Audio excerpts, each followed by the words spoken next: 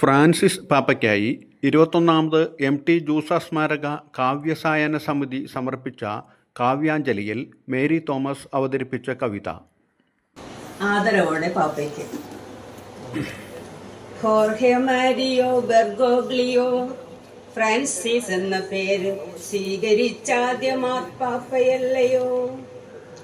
ഒരു വ്യാഴവട്ടക്കാലം പാപ്പയായി വിളങ്ങിയോൻ, നവീകരണത്തിൻ വക്താവായവൻ, പാരമ്പര്യങ്ങളെ വെല്ലുവിളിച്ചയാൾ, ആൾക്കൂട്ടത്തിൽ തനിയെയായിരുന്നയാൾ, ലാറ്റിൻ അമേരിക്കയിലെ ആദ്യ മാർപ്പാപ്പയായവൻ, ഏവരും ദൈവത്തിൻ മക്കളെന്ന് വിശ്വസിച്ചോൻ, യുദ്ധങ്ങളെ വെറുക്കുന്നോൻ, വധശിക്ഷയെ എതിർക്കുന്നോൻ, ബാലപീഡനത്തിനെതിരെ ശബ്ദമുയർത്തിയോൻ, കാൽ കഴുകൽ ശുശ്രൂഷയിൽ ചരിത്രം തിരുത്തിയോൻ, സ്നേഹം കൊണ്ട് ലോകത്തെ കീഴടക്കിയോൻ, നിഷ്കളങ്ക ഭാവം കൈമുതലാക്കിയോൻ, ഏതൊരു പ്രശ്നവും സ്നേഹത്തിൻ